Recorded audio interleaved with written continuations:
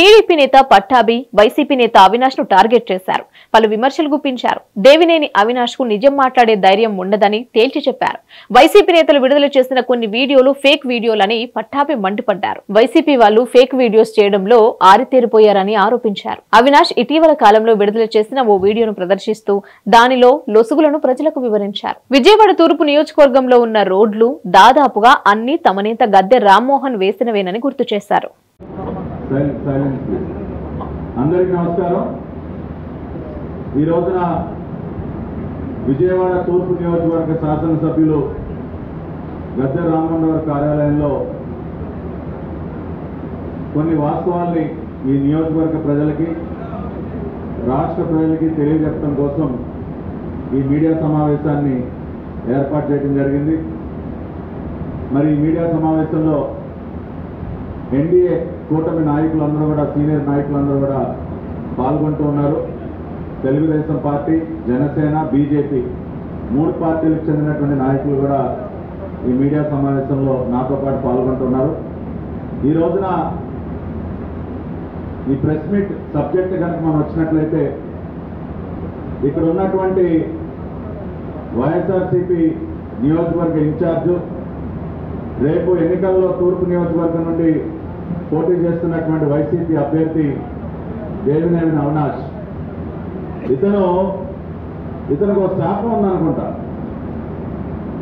నిజాలు పలికితే నీ తల 1000 ముక్కలు అయిపోతుందన్న శాపం ఉందో నాకు తెలియదు, కానీ ఏ రోజు నిజాలు మాట్లాడు. నిజం అనేది అతను నోటమ్మటి ఏ రోజు రాదు. కాబట్టి ఆ రకంగా అతను ఒక శాపగ్రస్తుడిగా మనం భావించాలి. నిజం మాట్లాడితే నీ తలకాయ 1000 ముక్కలు అవుతుంది కాక ఎవడో శపించుంటాడు. అందుకని ప్రతిరోజు కాన్స్టిట్యున్సీలో ఎక్కడికి వెళ్ళినా పచ్చి అబద్ధాలు మాట్లాడుతూ తిరుగుతూ ఉంటాడు.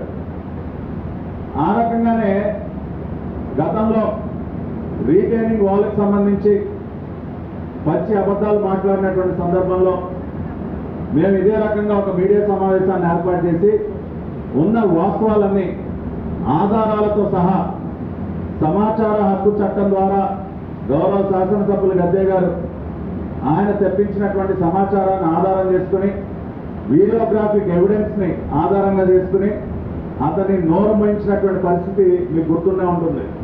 లేదంటే ఆ రోజున కూడా అసలు రీటైనింగ్ వాల్ గతంలో లేనే లేదు, నేనే వచ్చి శంకుస్థాపన చేయించాను, 2019 తర్వాతే దాని శంకుస్థాపన జరిగింది, ఏదో జగన్ రెడ్డి ఏదో దాన్ని మెరుపు వేగంతో పూర్తి చేశాడు అని రకరకాలుగా పెట్ట కథలు చెప్తూ ప్రజల్ని మోసం చేస్తుంటే ఆ రోజున అతని నోరు మోయించడం జరిగింది.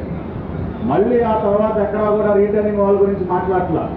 ఎందుకంటే మాట్లాడితే ప్రజలు నిలదీస్తారు కదా. ఊరుకోవా బాగా చెప్తావు నువ్వు, మొన్ననే గద్దె గారు బ్రహ్మాండంగా ఆధారాలన్నీ బయట పెట్టారు, మేము కూడా మా కళ్ళతో చూస్తూ ఉన్నాం, ఇంకెందుకు అబద్ధాలు చెప్తామని చెప్పేసరికి అది నోరు పడిపోయింది. ఇవాళ రెండోది ఏం చెప్తా ఉన్నాడు, 2019 నుండి 2024 మధ్య ఈయన గారు ఏదో సైకో జగన్ రెడ్డి సహకారంతో ఈ పిల్ల సైకో 650 కోట్ల రూపాయలు తూర్పు నియోజకవర్గంలో అభివృద్ధి కార్యక్రమాలు చేపట్టాడంట. 1 కాదు 2 కాదు 650 కోట్లు.